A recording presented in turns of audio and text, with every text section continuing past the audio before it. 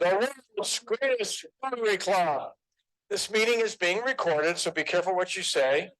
And it will be available on our YouTube channel later today. A warm welcome to all of our visitors that are here today. If any of you, I think most of you are members or guests of other ones. If you're interested in finding out more about our club, please talk to me or Ricky there, who's managing all of our technology. Thank you to today's greeter, Gary, and also our attendance taker, Randy Brown. Thank you, Randy. And of course, the one and only Kathy Alameda for doing our treasurer today. Thank you, Kathy. And also, I would like to start next with the pledge, and Joe has agreed to begin that for us.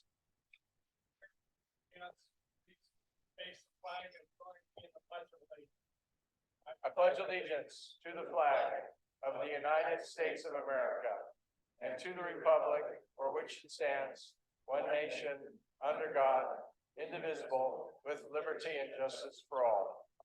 Please be seated. Thank you so much. So we are now going to pause recording while we do our We Care. And so we have a song that is very appropriate for today's celebration.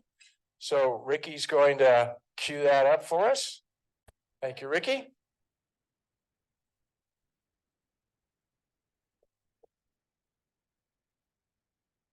Where we would like to pay service to our servicemen and women.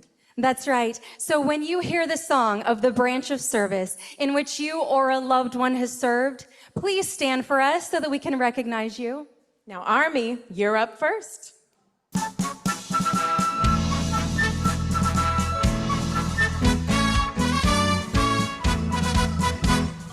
hill, over dale, we will hit the dusty trail, and those caissons go rolling along.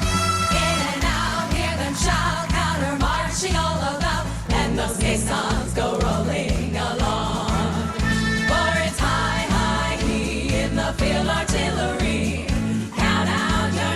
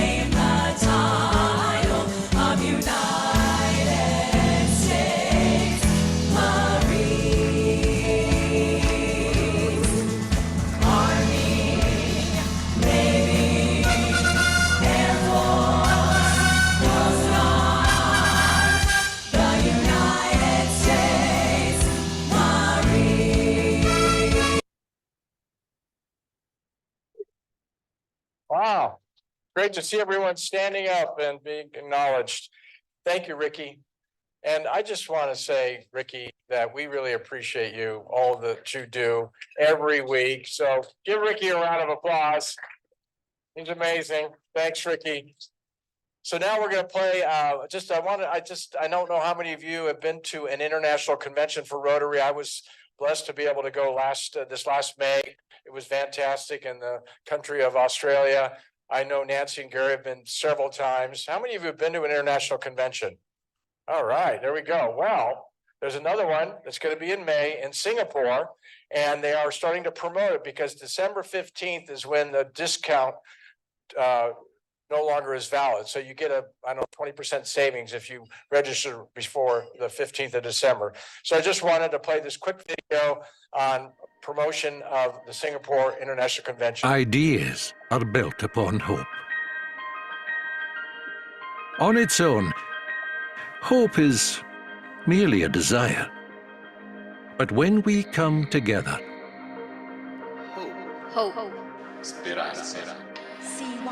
hope forms into ideas and resonates into action.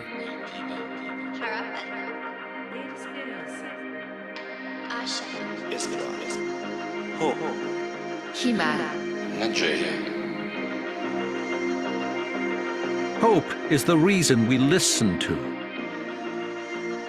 learn from, and serve our communities.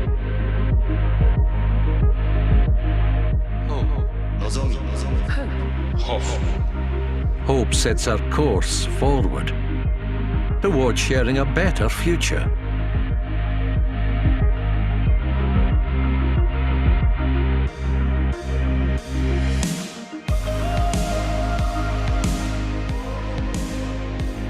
Sharing hope with the world, creating lasting change.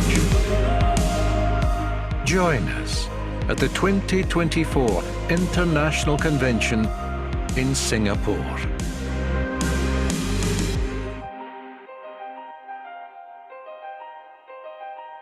Children are in Singapore right now? Wow, cool, good. Well, thank you, Ricky, for showing that. All I can tell you is my experience was amazing. If you haven't been, it's definitely worth the effort and the money. Nancy. Okay.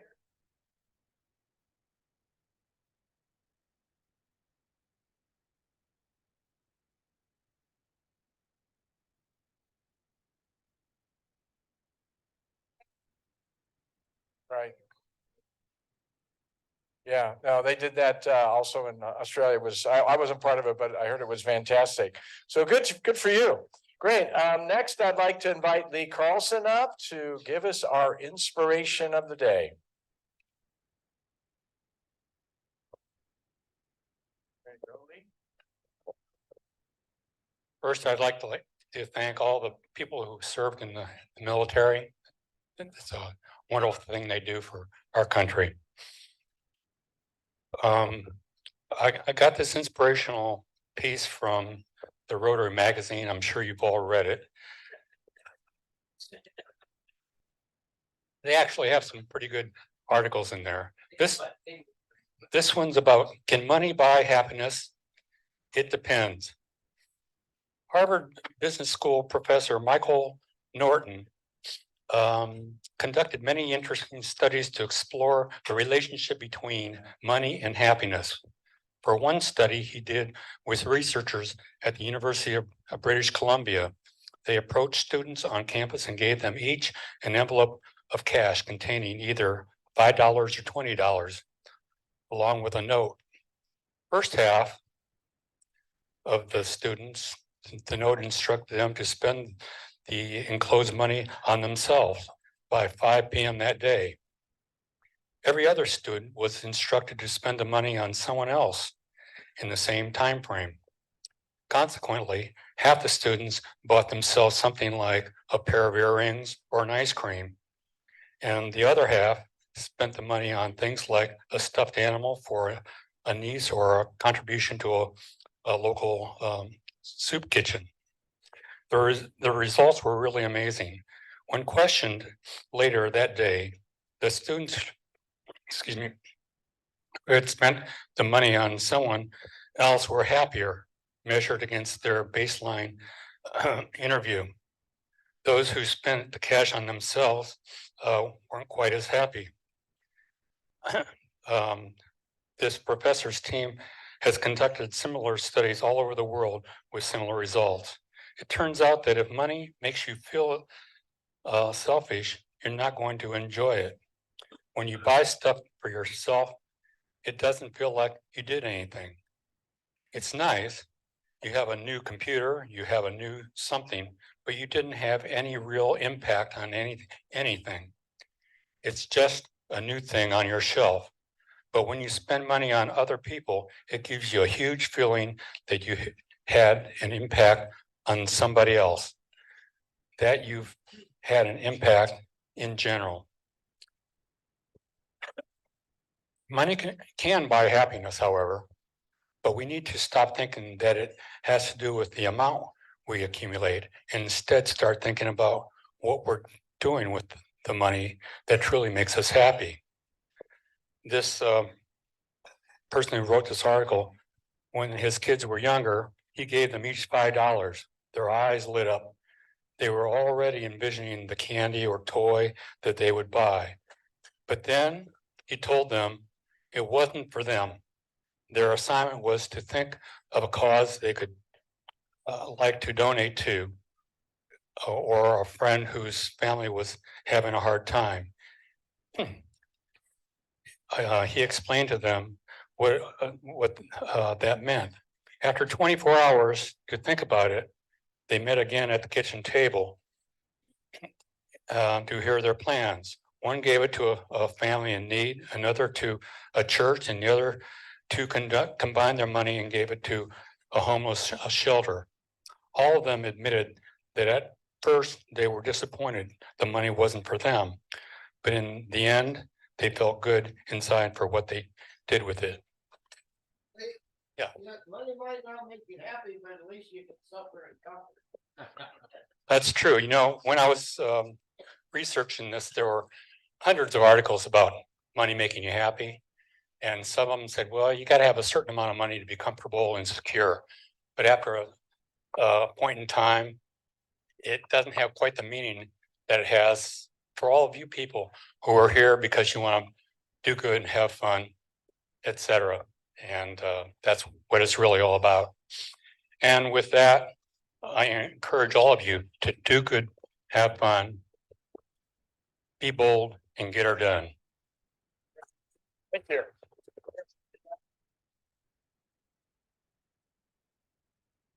Thank you, Lee. That was awesome. Cool. Next, what do we got on my list here? We'd like to recognize any visiting Rotarians. I don't know. Do we have any visiting Rotarians in the house? I don't see our normal visitor, so I think we'll move on. How about guests of Rotarians? We have some guests. Let's start with Brad. President Steve, fellow Rotarians, it's a pleasure to have two guests today. First is a former member of our club, Major Miller. Boy, 86 years old. Major Doug Miller, retired United States Army, and his lovely wife, Janice Miller. And past President Gary, I think you have a guest. Yes, the love of my life is my guest today, Phoebe Schreiger. Right. Welcome back, Phoebe. All right, moving along here. So next, I just wanted to see, do we have any Zoomers? No Zoomers today. All right. Also wanted just to comment about a project that Randy Brown is working on with North Rotary. Where did Randy Brown go? Oh, there he is. Okay. Did you want to just briefly tell us about that, Randy? It's actually Livermore. Oh, Livermore. Sorry. Okay. Yeah. So I'm really proud to share this project with Livermore. They reached out to us and asked me if we had some people in our club that were talented with tools. So I reached out to a few people. They wanted just a small group. So we're building a chicken coop for Goodness Village, and it's a joint project, which that's the part I'm most excited about. I think we need to do more joint projects. Great. All right. So how many chickens are going to be in the coop? Oh, okay, all right. Well, you'll tell us about that later. Okay. And how many get away, right? Yeah, okay, great. Thank you, Randy. Now it's my pleasure to introduce Brad Hurst once again, and he will introduce our speaker for today. Speaking of money, I've been rich and I've been poor. Rich is better. Okay. I'm only going to say two things about our speaker today because our guest Doug Miller is going to do the primary introduction. But two things about our guest speaker Willie Sharp. One is he was raised in Dinuba, California, which is down in Tulare County. The second thing is we know he was destined to be a big success because he's a graduate of Fresno State College. With that, I'd like you to welcome Doug Miller.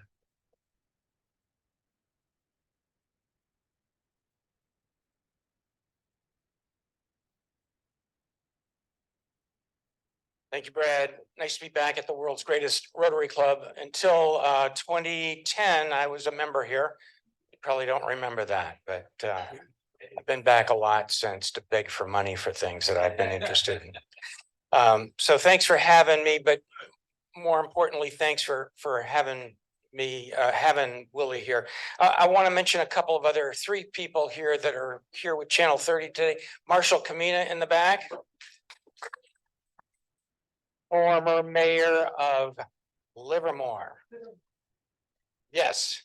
And Melissa Tench Stevens, who's the executive director for Channel 30 Tri-Valley Television. And on the camera is Jay Shoup. So I know a lot of people in here do a lot of public speaking or have, so I want to talk a little bit about the dilemma that I'm facing today, which is having to do with being the next speaker. About 2-3 weeks ago, I was called by an organization called the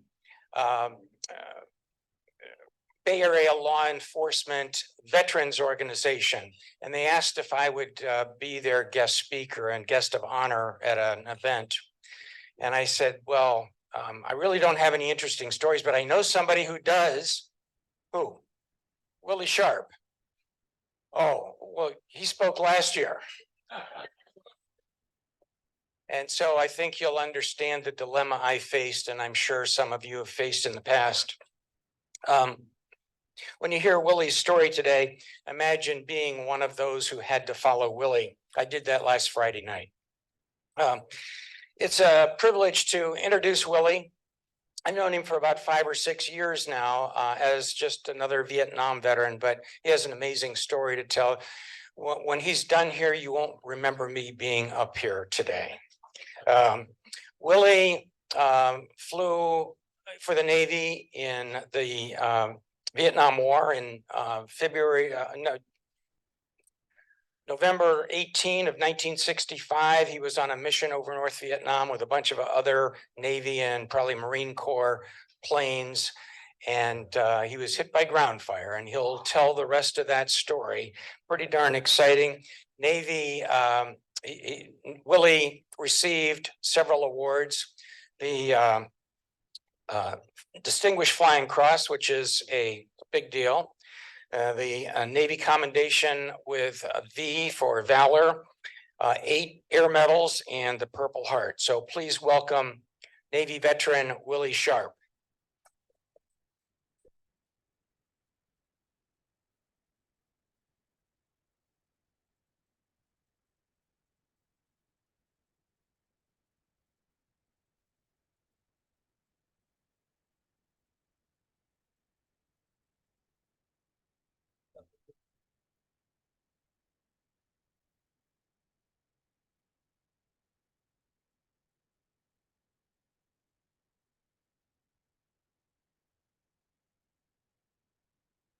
All right.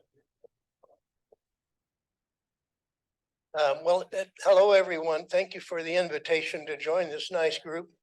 I've already enjoyed the meal and I've only got to meet a few of you, but a very happy and friendly bunch. So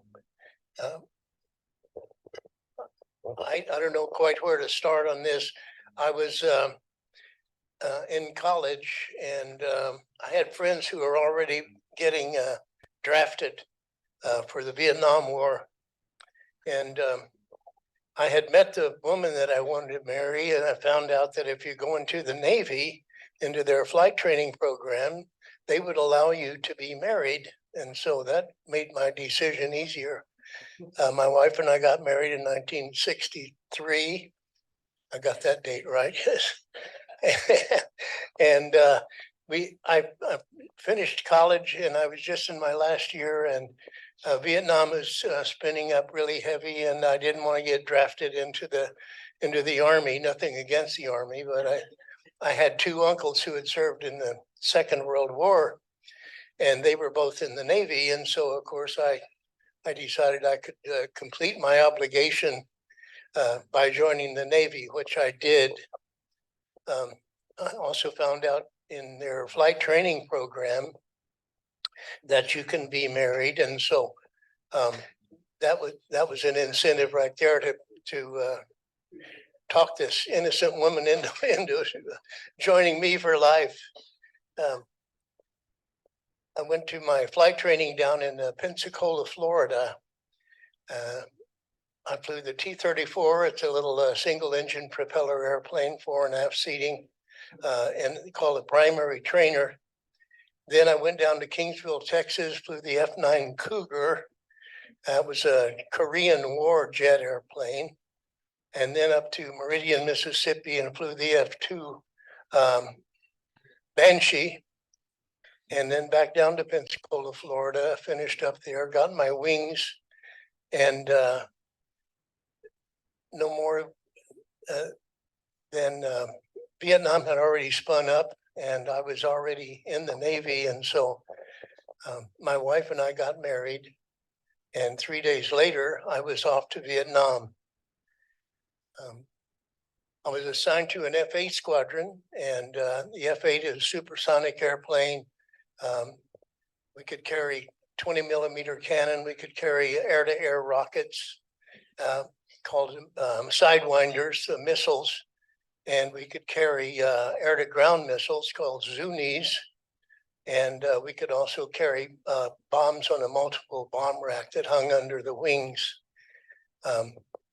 I always wanted to be a fighter pilot, not a bomber pilot. And so I preferred not to carry the bombs, but I did like carrying the air-to-air weapons and other stuff like that.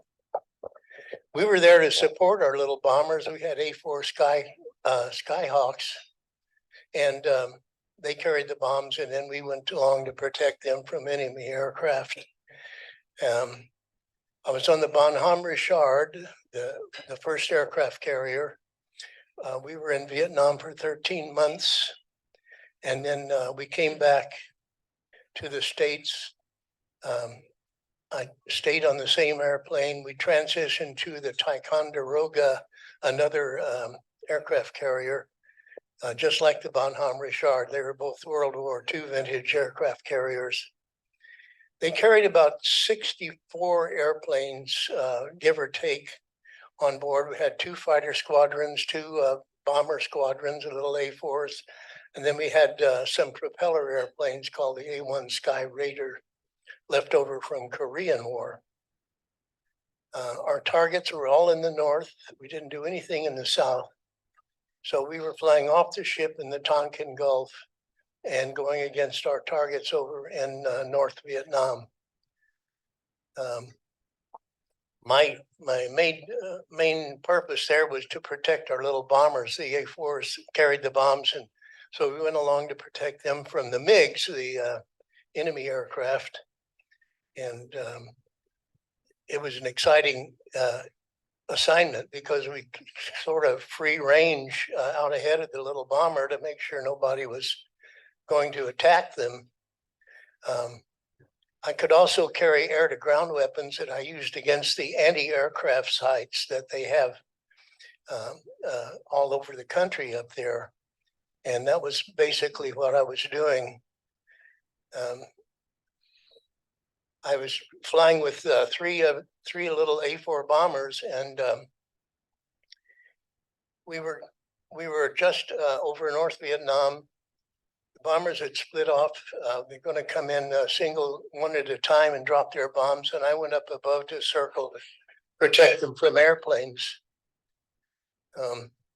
As I was up there, the anti-aircraft sites called flak, they would shoot at our airplanes, a very effective weapon. And so one of the other things that I did primarily was to shoot at those flak sites to keep them from shooting at our bombers. I was flying along, protecting one of our little bombers. I was going ahead of him and drawing fire. And I saw where the fire was coming from. They were just setting up an 85 millimeter cannon that can reach up to 65,000 feet. They're very lethal. And so I thought perhaps I could do my best work by knocking that one out before it got active. So I did a turn and went down. I was carrying rockets that I could fire, and they refused to go off above the ground about 1,000 feet, so they could spread shrapnel all over the ground forces, which I did. And I got a good effective hit on that site. And as I was pulling off and climbing back up, I saw another site. They were just pulling a tarp off of a gun there. So I decided to make a second run at that same target area. Just as I got the nose down on the second dive, I got hit in the right side of the fuselage. It's forward on the right side from the pilot. And it went through the radome and punctured the antenna up there and knocked out one of my windshields. And as I was pulling off that target, I got hit again. This one came up through the floor pan and hit me in the right leg, and then went on and then ruptured the canopy above me. So I turned, was headed out toward the water, and the airplane then at this point was on fire. One of the other airplanes flying said it to me, hey, you're on fire and you better get out. And I said, well, I will as soon as I can. I didn't want to go down over on the ground, so I wanted to make it out to the Gulf. And that was about 35 miles away from where we were. So I just put the airplane into afterburner. That'll make it go as fast as it'll go.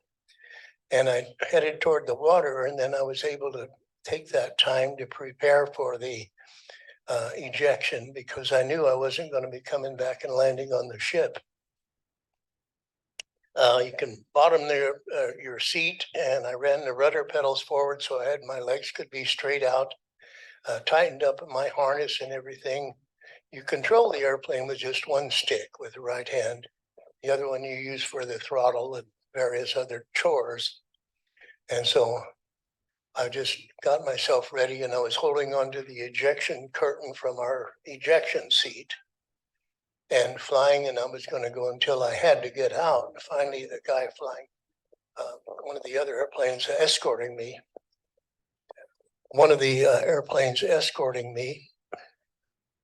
flew up, and he says, you're on fire, you better get out. And I said, I want to stay as long as I can. I want to get as far as I can.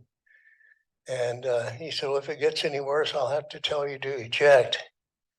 So I was about, like I said, about 15,000 feet, going 450 knots. That's almost 500 miles an hour. And he says to me, all excited, it's going to blow. Go now, go. Don't wait. So I just let go of the stick and reached up and pulled the ejection curtain. You pull it down over your face, and that's what fires the seat. The canopy is released, that blows away, and then the seat fires, and up you go on a railing, and it kicks you up above the airplane. And then it also fires out weighted slugs, and those pull your parachute out of the pack that you're sitting on. And sure enough, all of that stuff worked. I didn't realize until I was finally stabilized in the parachute that I'd been hit in both legs by shrapnel from the original getting hit. My right calf, I got hit above in my right hip, And in my left ankle area, I was hit as well. I wasn't even aware of that. I was so pumped up till I got into the salt water, and then it reminded me that I had injuries. Anyway, everybody saw where I was, and I thought I was pretty safe. Then I looked around and I deployed my raft, holding on to that, and I saw a North Vietnamese fishing boat was approaching. So I just kept my head down. I didn't try to get up into the raft. Kept my head down, thinking maybe he hadn't seen me land in the water, but sure enough, he approached, and then they turned sideways and they shot 3 bursts near me, and they started yelling and pointing to a net they had thrown over the side of their boat and indicating, I guess, that I should get on there. So I let go of my raft and I pushed myself over. I had trouble getting on the thing. The net they threw over the side was tangled, and I kept getting my left foot tangled up in that, and I couldn't use the leg very well because I'd been hit. And he was getting more and more impatient.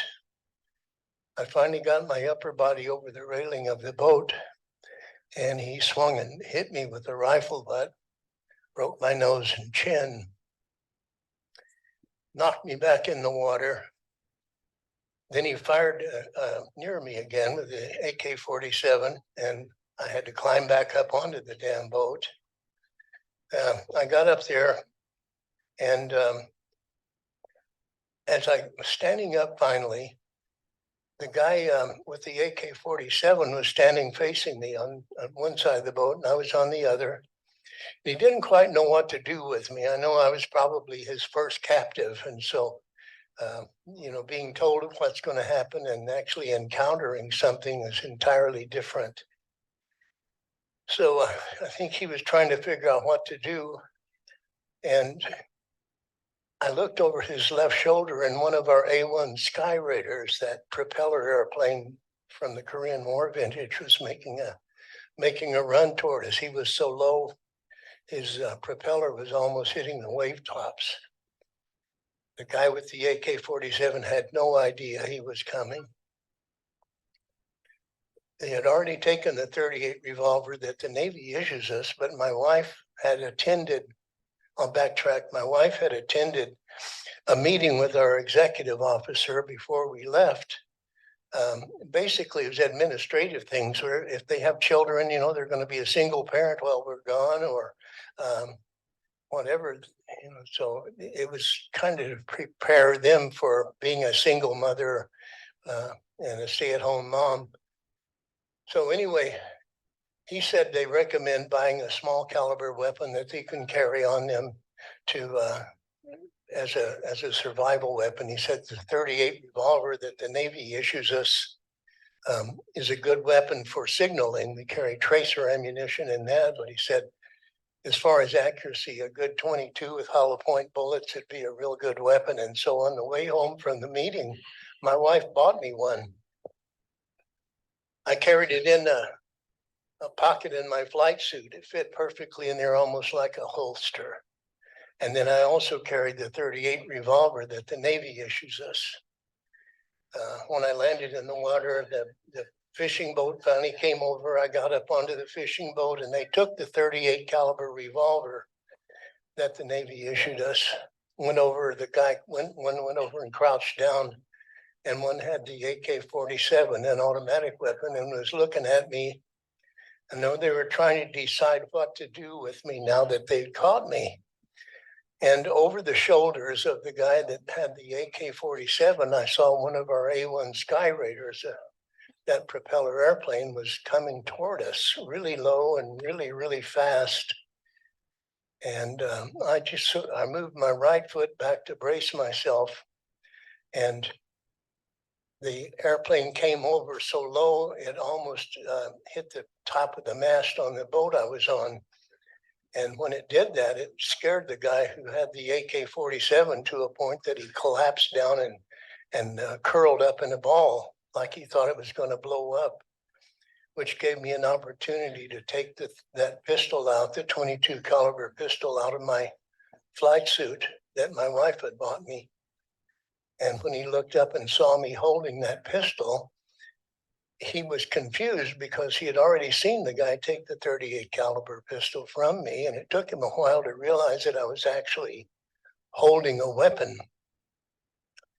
When he decided that it really was what he was afraid it was, he started to lower the AK-47 toward me, and over his left shoulder, I saw one of those A-1 Sky Raiders was approaching he was so low, his prop was almost hitting the wave tops.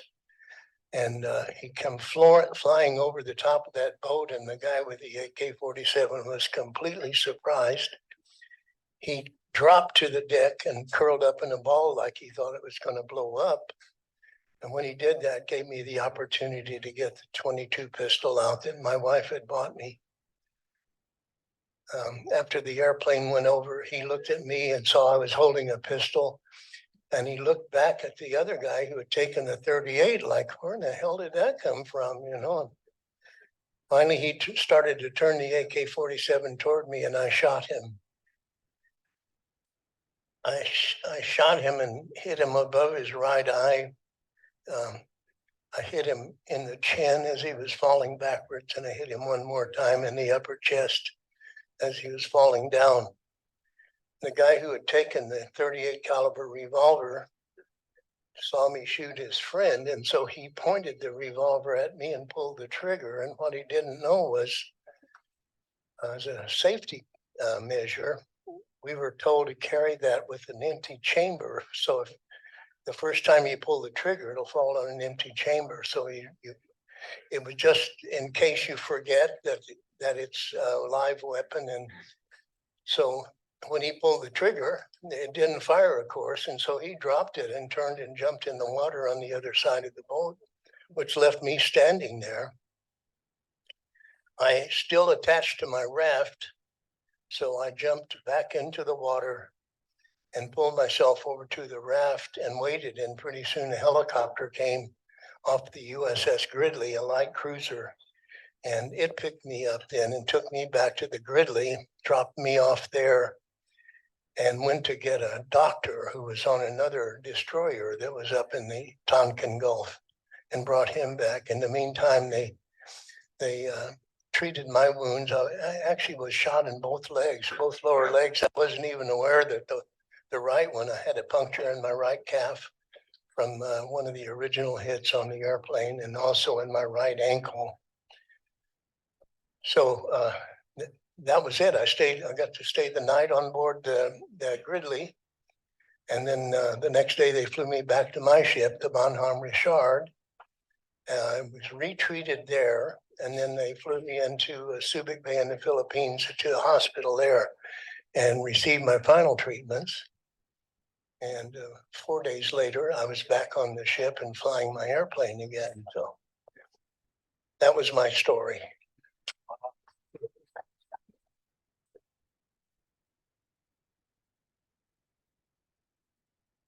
Willie, you left out the little part about flying back to the ship from Subic Bay.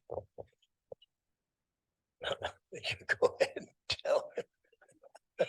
Go ahead. It's a great story. So he buzzed the tower, he buzzed the island on the ship, and got a good lecture afterwards.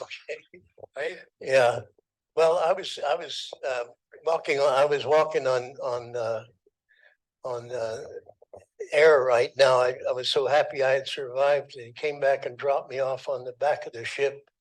The helicopter did, and as I was walking forward, the flight boss on the aircraft carrier says on the loudspeaker, "Sharp," and I waved at him.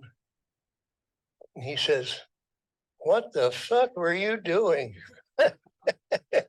And I gave him what we call the ensign salute. What? Yeah, I was so well treated. Everybody treated me like I was a special person or something. And I was only the one who received the good luck and the kind treatment. I'm walking with a prosthesis now, or kind of walking. You probably noticed that, but it was actually the end result of an injury I received in the Navy. I got when I ejected, the airplane had lost one of its main wheels. It was on fire, and the main gear hydraulic system that holds those up failed, and so it let the landing gear extend out of the fuselage. The right one separated from the airplane, but the left one stayed hanging down. And so the airplane, when I ejected, was not in what we call trim flight. I was in a skid. And so when you pull a curtain to eject, it covers your face to protect you from the wind, and then also fires the seat. And when it fired the seat, instead of encountering that, I was going for 150 knots, like I said, almost 500 miles an hour. Instead of hitting the wind face on like you expect it to, it actually was coming from the right side because I was in that skid. And it caught my left arm and blew it back so violently, I thought I'd lost it. I seriously did. After parachute opened and I was stabilized, I looked expecting to see blood gushing out, but there's my arm hanging there. And so I was pleasantly surprised. Also, my left arm was useless for the rest of that experience. I could not imagine encountering what a reception I received when I got back on board the ship. I was walking up from the helicopter that dropped me off. I was walking up the ship, and the air boss, he's the guy in the tower on the aircraft carrier, says down to me, "Sharp." And like I said, I waved, and he says, "What the fuck have you done?" So, okay, anyway, I wound up getting my license to fly back. I recuperated for a month and a half in Subic Bay in the Philippines. And then I was back in an airplane flying after that. So I wound up with 313 combat missions in Vietnam. Okay. Willie, speaking of receptions, all Americans and all of us want to thank you for your service. Okay, thank you. We're gonna have-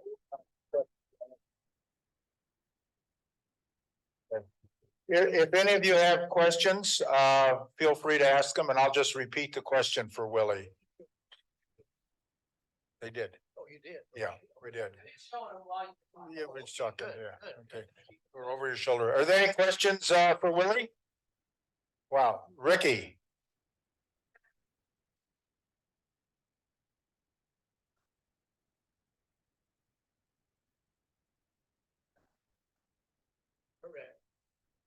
So the question was, you had multiple injuries in your legs.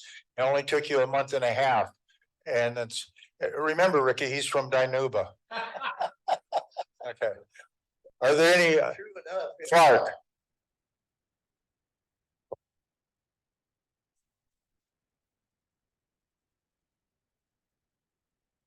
Okay, so the question from Clark was, were most of the materials in the planes you were using carryovers from WW2 and the Korean conflict? No, a good question though. That the one that saved my bacon was an A1 Sky Raider. That was a World War or a Korean War vintage airplane.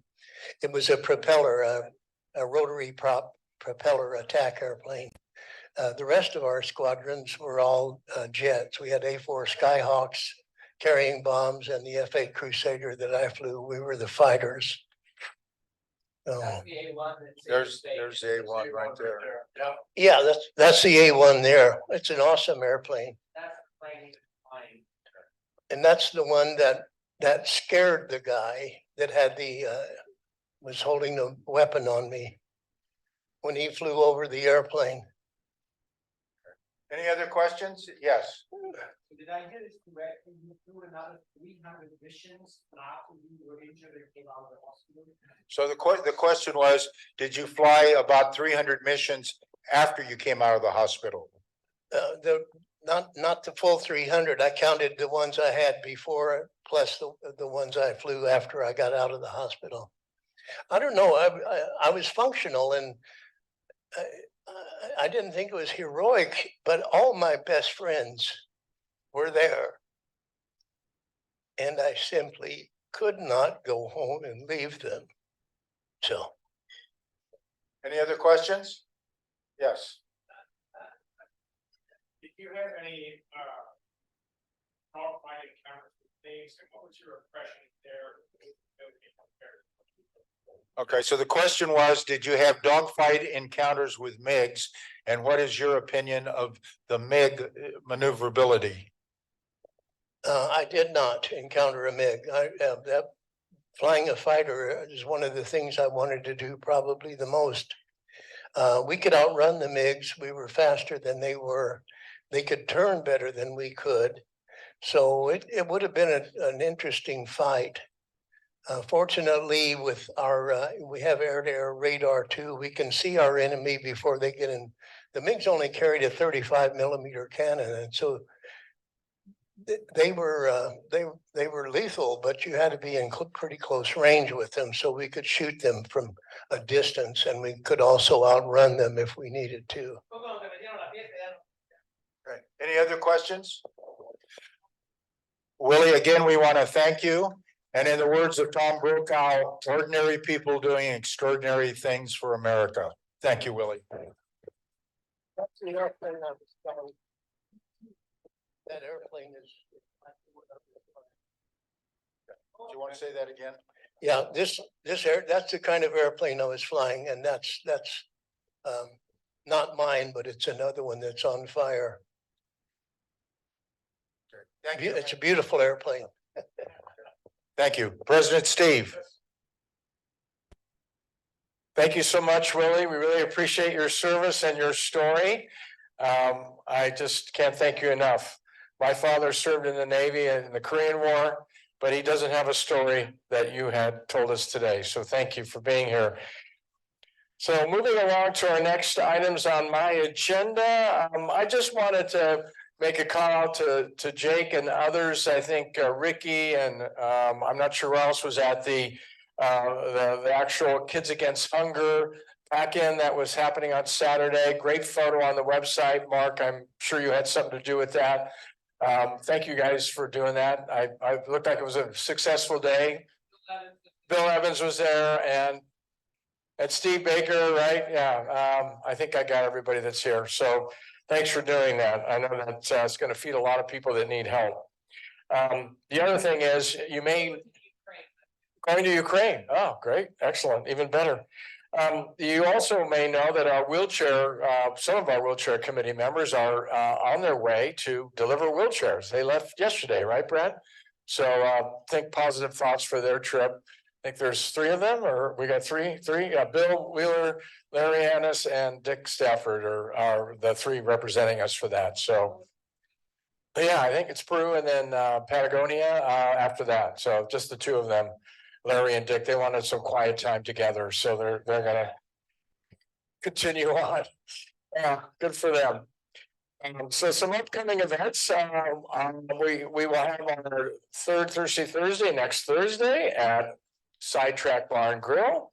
According to Mike, we're I guess supposed to. I don't know. He always wants us dressing up, so I'm not sure what we're supposed to wear next Thursday, but I'm sure he sent a note yesterday, I think. So is he okay? I think he said best Thanksgiving outfit, whatever that is. Yeah, exactly. And then we will be dark on the 23rd, which is Thanksgiving. Happy Thanksgiving, everybody. And then we'll be back on the 30th, which is our 5th Thursday, which is usually we do a social event, but we felt since we weren't going to see each other for a while, we'd be missing each other. So we decided to have a lunch on the 30th. And that's with Dr. Darren Foster, the president of Las Positas College, which incidentally, he will tell us this, but I just think it's amazing. They were ranked the #1 community college in the state of California recently, the 6th best community college in the country. So he's going to tell us how he was able to do that as president So he's a great speaker, a great person. And then, of course, we have the party at our house on December 14th. So please let Mike Osterman know if you're coming. Bring a guest. If you don't want to bring your partner, or bring your partner or whatever, just bring somebody. We're gonna have fun. So that'll be a great event from 5 to 8. And he made it sound like you had to bring an hors d'oeuvre. I mean, it's up to you. If you have something special you like to make for the holidays, and you'd like to share it, bring it. Otherwise, we're gonna have plenty of food, so it's gonna be a lot of fun. And of course, adult beverages, those will be there too. I also wanted just to comment on some pretty cool anniversaries from some of our members that are here today. Lee Carlson, you're celebrating, not yet, 52 years. Where's Lee? There he is, 52 years, right? So what are you doing for your lovely wife on your anniversary? All right, sounds like fun. Well, congratulations. And then we also have Mark Tanis, who just celebrated 31 years. Mark, and we know your wife is recovering, so that's great. So congratulations. There you go. Yeah, that's a pretty good present. So there's some others on here, but they're not here today, so I'll come back to them later. So I want to thank our visitors for being here. Doug Miller, it's always good to see you. Nice to meet you, Janice. Thank you, Willie, for your story and for all you've done for our country. You've really made it a wonderful meeting today. So we really appreciate you being here. And then Channel 30, yes, call out to Channel 30. Thank you so much. Will this be airing soon, or can you tell us a little bit about it?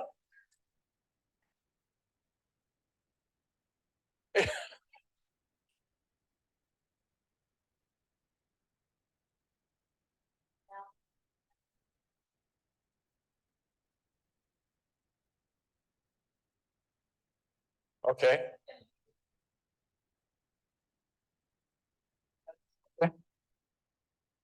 Yeah, well, you've been communicating to Brad, or I think you have, hopefully you have my email. If not, I'll give you my card and just let us know so we can let the club know when it will be televised. That's great. We really appreciate you being here. Thank you.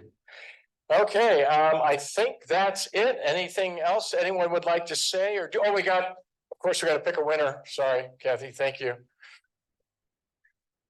$94. Okay.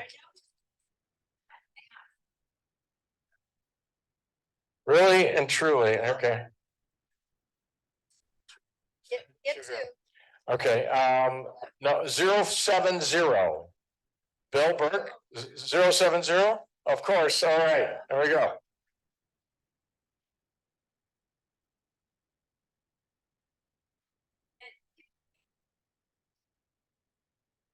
Okay. Okay, one more. I had to pick another. I dropped it in here. I'm gonna go here. I'm going here. Okay. 064. Bill Burke. No, 064. Oh, there. See, I told you. God, I'm a mind reader. Red.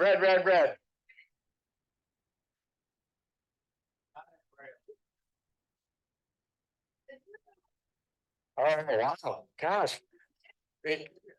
Yeah, I mean, next week's a great opportunity. Nancy, before you go, thank you for bringing all the wonderful decorations. Really. Yeah, I said that. Sidetrack. Oh, well, 2 weeks. Well, our next meeting is a lunch on the 30th. Yes, that'll be our next official meeting, November 30th. So we are adjourned. Thank you.